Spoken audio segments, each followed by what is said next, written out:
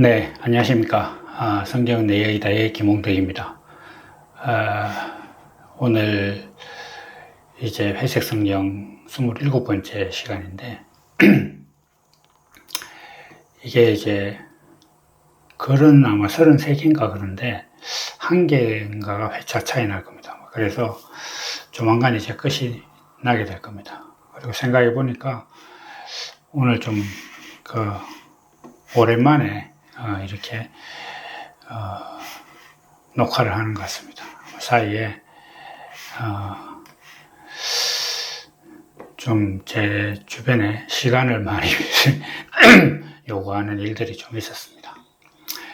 오늘의 주제는 이제 목사와 신학인데, 그냥 저 아니라도 그냥 일반적인 기독교 안에서도 제 목사와 신학에 대해서 비판적인 목소리는 얼마든지 있습니다. 그래서 저는 그냥 단순히 어떤 그런 어차피 비판의 범주를 벗어날 수는 없겠지만 성경적으로 이 목사라는 신분과 이 지위가 얼마나 우리한테 이제 의미가 있는가, 이런 부분들을 한번 생각해 볼까 합니다. 우선 지금 이제 교회라는 것은 목사, 최소한 전도사가 없으면 형성이 되지 않습니다. 그래서 예를 들면 목사나 전도사 없이 사람들이 모여서 성경 공부를 한다, 그런 모임이 있다, 이렇게 된다고 하면 그 안에서 어떤 내용이 이제 오가고 어떤 것들을 이야기하고 있느냐는 사실 거의 중요하지 않습니다. 그냥 오직 중요한 것은 거기 목사가 있느냐 없느냐, 그게 이제 가장 핵심적인 내용이 되겠죠. 그러니까 교회에 있어서 가장 핵심적인 역할을 하는, 그러니까 정말로 척추 같은 역할을 하는 게 목사라는 지위고 신분입니다. 그래서 그 목사가 없으면 교회로 인정을 하지 않습니다. 거의. 이제 그런 부분들이 있고, 조금 내부적으로 들어가면 이제 축도도 전도사는 아마 할 수 없죠. 목사만 할 수 있는 그런 행위라고 볼 수 있습니다. 그럼 성경에는 목사가 얼마나 많이 언급이 되고 있느냐, 이렇게 생각해 볼 필요가 있는데, 놀랍게도 딱 한 번 언급이 됩니다. 그래서 이게 에베소서 4장 11절에 보면은 그가 혹은 사도로, 혹은 선지자로, 혹은 복음 전하는 자로, 혹은 목사와 교사로 주셨으니, 이렇게 되어 있죠. 물론 이제 지금 목사는 사도들의 어떤 그 계보를 잇는다, 이렇게 얘기는 합니다. 물론 그것도 이제 신학을 한 사람들이 주장을 하고 교인들이 이제 인정을 하는 그런 역사를 가지고 있습니다. 그런데 이제 우리가 목사들의 말대로 자기들이 예전 사도의 계보에 속하고 하나님이 세운 종이다, 이렇게 얘기를 하는 것에 대해서 저는 좀 검증이 필요하다, 이렇게 봅니다.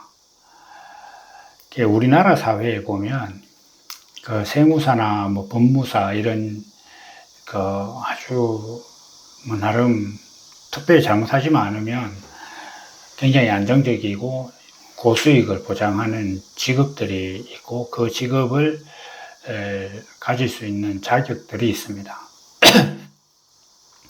근데 놀랍게도 이 세무사나 법무사나 이런 것들 다 시험이 있는데 그게 의외로 오래되지 않았습니다. 100년씩 된 거, 100년은 당연히 무리겠지만 처음에는 그 법원에서 일하다가 몇 년 이상 일하다가 퇴직을 하는 사람들이 사람들에게 그냥 법무사라는 자격을 그냥 줬습니다. 세무사도 아마 비슷한 걸로 알고 있습니다. 그러다가 이제 이 사람들도 나이가 들고 하니까 여기에 들어오는 자격증 시험을 이제 만든 겁니다. 이제 만들었는데 또 굉장히 어렵죠. 굉장히 어려워가지고 좀 되기 힘들게 만들어 놓은 겁니다. 그러니까 쉽게 말하면 자기들은 그냥 쉽게 얻은 자격인데, 그러니까 자기들이 법원에서 일했던 경력을 무시하는 게 아니라 그건 뭐 어떻게 뭐 자기들이 열심히 일을 했겠죠. 그러나 그것과 법무사가 되는 건 지금은 다르잖아요. 법원에 일했다고 뭐. 그러니까 자기들은 그렇게 어려운 시험을 치지 않았는데 이제 뒤에 엄청나게 어려운 시험을 이제 만들어 놓은 거죠. 많은 사람들이 하고 있는 뭐 공인중개사도 뭐 비슷한 걸로 알고 있습니다. 저도 그걸 어떻게 자격을 갖고 있는데, 그 옛날에는 그 시험이 되게 쉬웠어요. 근데 한 10몇 회부터 엄청나게 어려워졌거든요. 그러니까 기득권이 항상 뭔가를 만드는 그런 거죠. 물론 목사라는 지위를 여기에 비유한다는 건 사실 좀 고약한 면이 없지 않아 있습니다. 그런데 우리가 목사라는 지위가 어떻게 생겼는가 이렇게 했을 때, 옛날에 사도나 선지자, 뭐 더 올라가서 옛날 선지자 같은 경우에는 탑다운 방식으로 이제 뭐 임명이 됐습니다. 하나님께서 머리에 기름을 부어서 이제 선지자, 왕, 제사장을 세웠고요. 물론 그 행위는 사람이었지만 하나님께서 이제 법을 정한 거죠. 그리고 이제 사도들 같은 경우에는 사실 사도의 지위가 어디까지, 누구까지 사도라고 하느냐라고 하는 것에 대해서 어떤 정의가 있는 건 아닙니다, 사실. 근데 그냥 공감을 하는 거죠.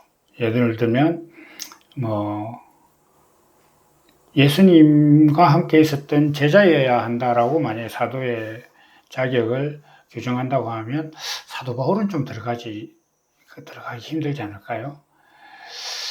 그래서 그냥 사람들이 복음을 전하고 이렇게 했는데, 사도 바울이 자기가 사도임을 이렇게 인정받기 위해서 노력하는 흔적들이 많이 있잖아요. 그러니까 서신에서 자기가 사도된 바울은, 뭐 종된 바울은 이런 식으로 선언을 하고 서신을 시작하는 경우가 많이 있습니다. 그래서 사도 바울은 사실은 입지가 사도행전 초반만 봐도 예수님의 제자들이나 예루살렘에 있는 성도들한테 그렇게 사도로서 아주 온전하게 인정을 받았다 하기 좀 힘든 그런 사람이잖아요. 그런데 그 사도들의 어떤 그 지위를 가늠하는 것에 대해서 예수가, 그러니까 더 정확하게는 이게 사실 더 중요한데, 십자가에 달린 예수가 하나님의 아들 그리스도라는 것을 전하는 사람들이 사도입니다. 그렇게 저는 정의를 할 수 있을 것 같습니다. 아마 사도 바울이 아마 이런 식으로 자기 자신을 변호한 부분이 있는 걸로 제가 기억합니다. 근데 지금 현재 이 목사라는 지위는 시험을 치잖아요. 시험도 또 되게 더럽게 어려워요, 또. 그래가지고, 물론 뭐 지방에 있는 그런 신학교 또 뭐 그나마 나은데, 서울에 있는 장신대나 뭐 총신대는 되게 어렵죠. 특히 아마 제가 알기로는 장신대 시험이 제일 어려운 걸로 알고 있는데, 어쨌든 간에 그 시험이 되게 어려워요. 되게 어려워서 그 어려운 시험을 통과하려면 어떻게 해야 됩니까? 경쟁력을 갖춰야 돼요. 이 경쟁력이라는 건 뭐냐 하면 남들보다 높아야 되는 거거든요. 어떤 시험도 경쟁력이 낮은 사람을 뽑는 시험은 없습니다. 경쟁력이 낮은 사람을 지원해주는 복지제도는 있어도 그걸 가지고 더 높은 지위를 주고 권력을 준다거나 어떤 권한을 주는 경우는 없어요. 그렇게 이제 시험을 쳐서 합격을 하면 제 동생도 그 장신대, 제 동생은 어떻게 한 번만에 들어가긴 하던데, 그게 들어가는 걸 제가 봤기 때문에 제가 어릴 때 이제 같이 신앙생활 했던 선후배들이 신학교를 엄청 많이 갔어요. 그 중에 8번 시험 친 사람이 있거든요. 장신대 신대원을.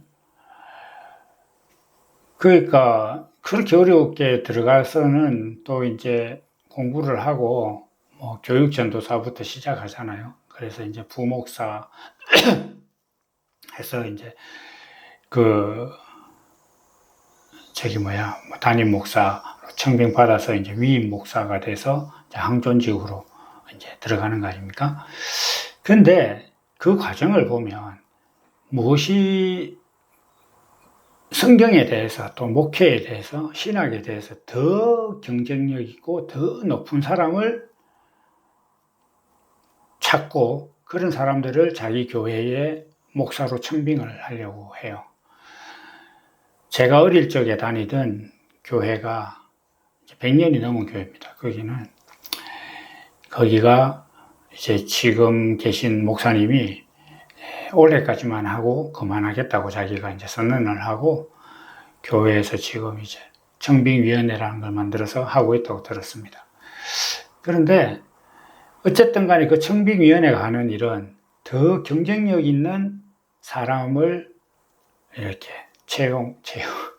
청빙하기 위한 그런 노력을 하는 곳이잖아요.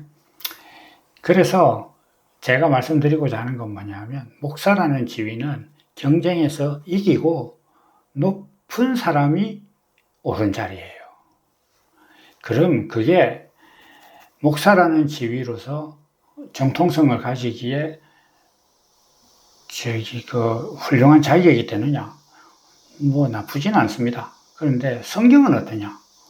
성경은 높아지는 걸 권장하는 말씀은 아니잖아요. 낮고 천한 자리에 가는 것, 그것도 자기 본성이 돼서. 예수님이 십자가에 못 박히신 이유가 나사렛 선한 것이 날 수 없다고 알려진 곳에서 가난한 목수의 아들, 그리고 세리와 창녀 같은 죄인들과 먹고 마시는 사람이 하나님의 아들이다, 이렇게 이야기하니까 무슨 말도 안 되는 그런 계변이 있느냐, 이래서 예수님을 잡아다가 십자가에 못 박은 거 아닙니까? 그렇다면 그러한 성경의 관점으로 봤을 때 어려운 시험을 치고 또 목회라는 어떤 그런 세계 내에서 남들보다 뛰어나고 경쟁력을 가진 사람일수록 더 권위가 있고, 뭐 부원 강사로 더 초빙을 받고, 뭐 말씀을 자주 전하게 되는 그런 그 시스템 안에 있는 목사라는 사람이 과연 낮아지고 섬기는 그런 하나님의 의를 대변하는 것이 맞느냐? 이게 이제 우리가 생각해 볼 부분인 것 같습니다. 그러면 목사라는 사람이 다 나쁘냐? 그건 또 아닙니다. 목사라는 제도 자체가 좋은 것은 아니다라는 것을 이제 제가 말씀을 드린 거고요. 그 목사라는 어떤 제도나 자격이라고 제가 얘기하는 것 자체가 되게 이제 거슬리게 들릴 수 있어요. 그렇지만 뭐 표현이 사실 다른 게 없어서 그렇게 표현을 하는데, 그렇다면 그게 나쁜 것도 아니고, 그렇다면 어떻게 우리는 목사를 바라야 될 것이냐. 근데 하나님의 말씀을 그럼 누가 전할 것이냐, 이런 문제가 되는 거죠. 목사 아니고. 목사가 그렇게 좀 성경이 추구하는 의와 다른 방식으로 얻은 지위라면 목사는 말씀을 전하면 안 되느냐? 그건 또 아닙니다. 그러니까 제가 이게 목사라는 신분과 하나님의 말씀을 전하는 일에 대해서 정의를 해보면, 하나님의 말씀은 누구나 전할 수 있기 때문에 뭐 목사도 전할 수 있는 것이다. 이렇게 정의를 합니다. 반대로 목사여야만 강대상에 올라갈 수 있고, 목사여야만 뭐 축도를 할 수 있고, 목사여야만 뭐 세례를 집례할 수 있고 라는 식의 제도는 다분히 비성경적이다. 성경이 추구하는, 하나님께서 사람에게 기대하는 낮아지고 섬기고 겸손하고 사랑하는 자를 귀하게 여기시는 하나님의 의로 볼 때, 신학이라는 세계를 임의로 만들어서 거기서 경쟁력이 있고 더 높아진 사람을 정해서 그 사람에게 말씀을 전하는 배타적이고 독점적인 권리를 준다고 하면 그건 옳은 것이 아니다 라고 저는 생각을 합니다. 이렇게 생각하는 데는 신학이라는 아주 좋지 않은 학문이 있다고 저는 생각하기 때문입니다. 신학이라는 학문은 정말로 좋지 않습니다. 첫째, 하나님의 말씀을 공부한다 이렇게 하잖아요. 공부한다. 물론 이제 성경 공부와는 이게 단어가 같아서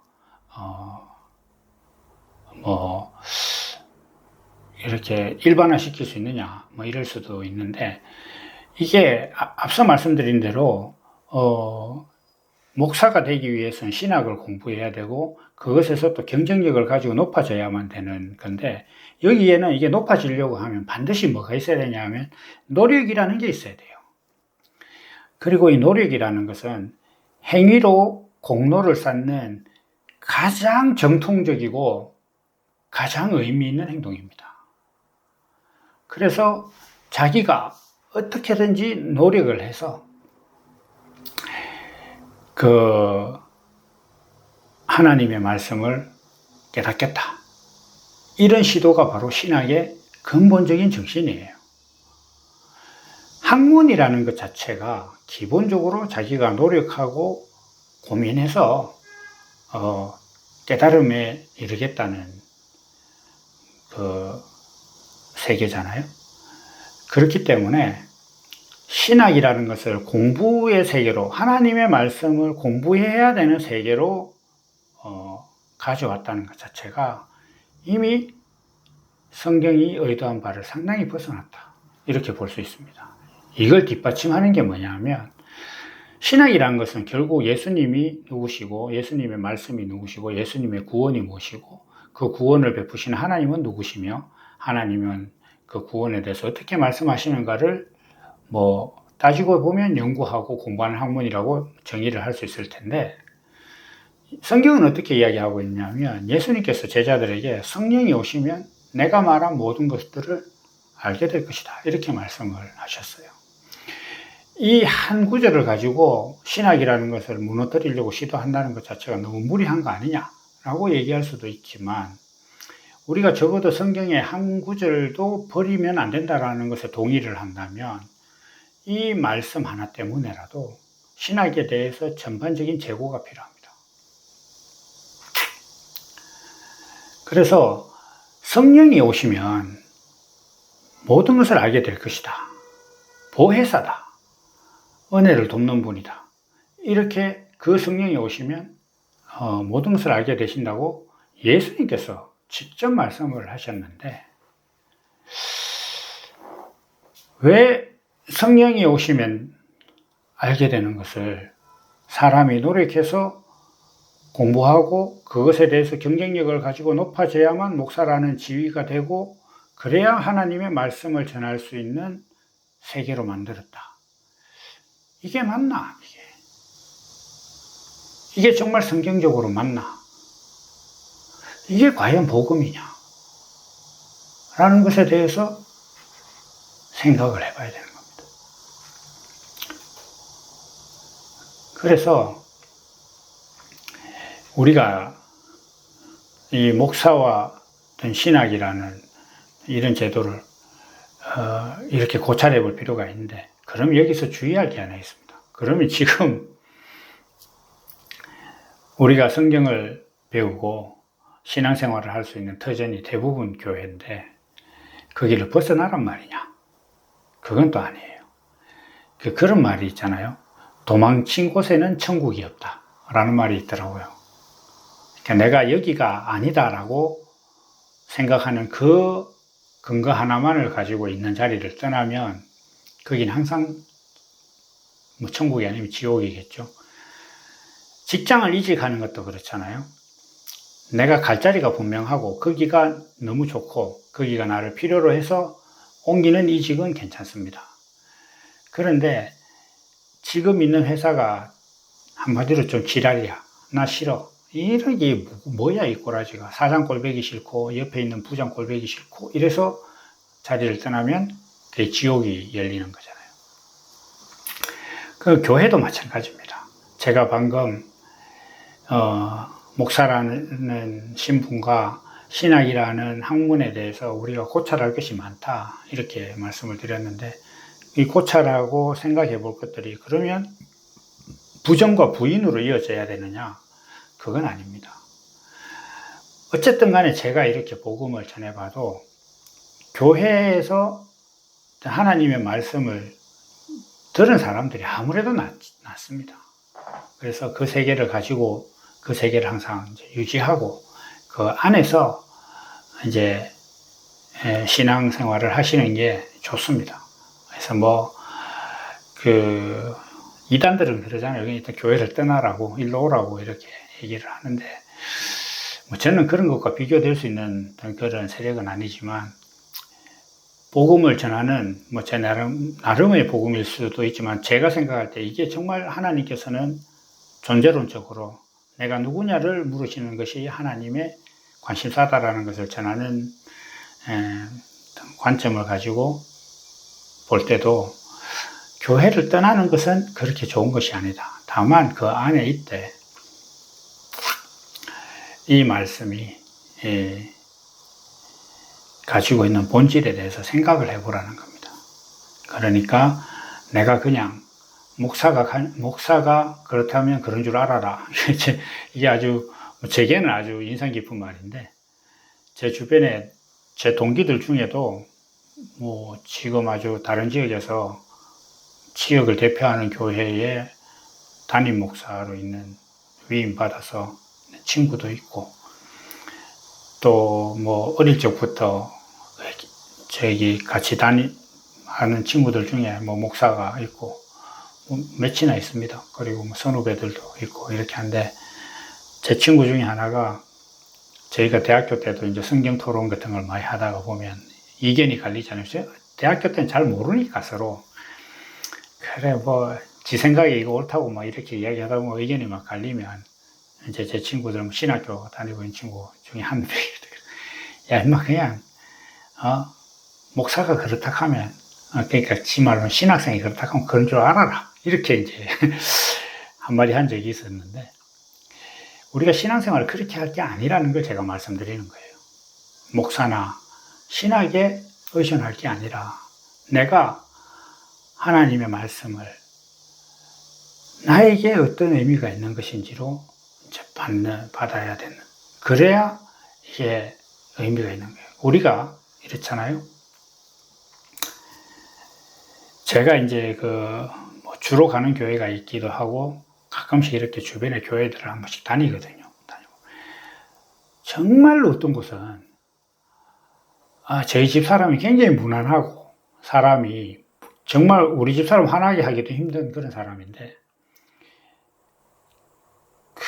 한 몇 달 전에 한 번 교회를 갔었는데, 제가 그 설교를 듣고 있는데 답답하고 화가 나서 미치겠는 거예요.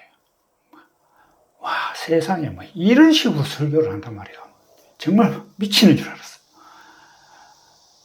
그런데 진짜 생각 같아서는 고함을 지르고 뛰쳐나가고 싶은데, 그래도 이제 저도 나이가 있고 하니까 참고 있는데, 저희 집 사람이 설교 마치자마자 목사님이 기도하는데 가자 그러더라고요. 생전에 안 그러는데 가자 그러. 그만큼 답답하게 설교를 하는 사람도 있더라고요. 그렇지만 우리가 예수님의 오병이 이어 있지 않습니까? 그때 기적이 일어났는데 뭐 때문에 일어났습니까? 아주 작은 어린아이가 싸온 그 물고기 2마리, 보리떡 5개. 그러니까 그 어린아이가 뭐 어떤 사람인지 모르겠지만 정말로 성경이 어린아이라고 할 정도였다면 옛날에 그 시대에는 사람 숫자로도 안 셌잖아요. 어린아이와 여자는. 그런 아주 미약한 사람이 가지고 온 게 5,000명을 먹이는 말씀이 되잖아요. 그래서 내가 하나님의 말씀에 대해서 바로 알고 바로 내가 인식하고 있다면은 목사님들이 어지간히 엉뚱한 설교를 하지 않고 하나님의 말씀에 대해서 뭔가 이야기를 하고 있으면 그게 어쨌든 나에게 내 이야기로 들려요. 어쨌든 나에게 내 이야기로 들립니다. 그래서 자기는 뭐 그걸 가지고 세상에서 복 받는 방법으로 설교를 하더라도 저는 가서 들을 때 어쨌든 성경 구절 한 구절을 내가 묵상하게 되고 그 말씀에 대해서 생각도 하게 되고 또 이제 그 신학이 뭐 나름대로 좋은 것 중에 하나가 그 시대적 배경이나 성경의 어떤 그 사건들이 어렵잖아요. 그걸 이제 상세하게 풀어주는 그런 것도 되게 좋잖아요. 그런 측면에서는 뭐 신학도 괜찮은 것 같은데 딱 신학이 고까지기만 하면 좋겠어요. 그래서 그런 것들을 제가 듣고 이해하고 아 그렇구나 이렇게 할 수 있기 때문에 굳이 내가 말씀에 대해서 더 밝다고 목사 설교 저게 뭐야 이렇게 한다고 교회를 막 떠나는 게 아니라 그 안에서 내가 말씀을 잘 듣고 그러다가 정말로 내가 저기에 있는 저 사람들과 한번 하나님의 말씀을 이렇게 나누는 그런 사람이 되어야 되겠다라고 정말로 내가 저곳이 좋아서 떠날 때는 그곳에 목사가 있느냐 신학이 있느냐를 따지지 않고 정말 그런 곳을 찾아서 그때 떠나시면 돼요. 그때. 그래서 제가 이제 오늘 말씀을 좀 정리하는데 오늘 좀 되게 길었네요. 그래서 제 목사와 신학이라는 그 자체가 막 터부시할 정도로 나쁘고 신앙에 악영향을 미치는 건 아니지만 그렇다고 그것이 전부이고 아주 정통적이고 성경적인 지위나 학문은 아니다라는 건 우리가 알아야 된다. 그래서 그러면 우리는 어떻게 해야 될 것이냐. 하나님이 내게 하시는 말씀으로 알아듣는데 지금 다니고 있는 교회의 환경이 아주 좋다. 저는 이렇게 지구촌 있지 않습니까? 전 세계의 어떤 사회도 가급적이면 하나님께서 어떤 사람이 예수를 믿는데 더 좋은 환경으로 이끌어 가실 거라고 생각을 하고 사람이 지금 만든 여러 제도 중에서 민주주의, 자유민주주의, 자본주의 이런 세계가 그래도 하나님을 자유롭게 고찰하고 묵상하고 믿는데 좋은 환경이거든요. 그래서 가급적이면 사회가 그런 환경이 되는 것이 좋다. 그리고 하나님께서도 그렇게 이끌어 가시는 것 같다라고 저는 좀 생각을 해요. 그래서 지금 내가 다니는 교회에서 좀 그 말씀을 들을 때에 그게 무조건적인 권위를 가진 것이 아니라 그 말씀을 듣고 내가 오늘 나는 하나님께서 말씀하시는 것을 어떻게 깨닫느냐 이걸 존재론적으로 하나님이 목사님이 설교를 어떻게 하든 오늘 나는 그 말씀을 너는 나를 누구라 하느냐는 말씀으로 듣고 그렇게 신앙생활을 하면 좋을 것이다 이렇게 말씀을 드립니다. 좀 너무 길어서 죄송하고 또 다음 시간에 말씀을 나누도록 하겠습니다. 감사합니다.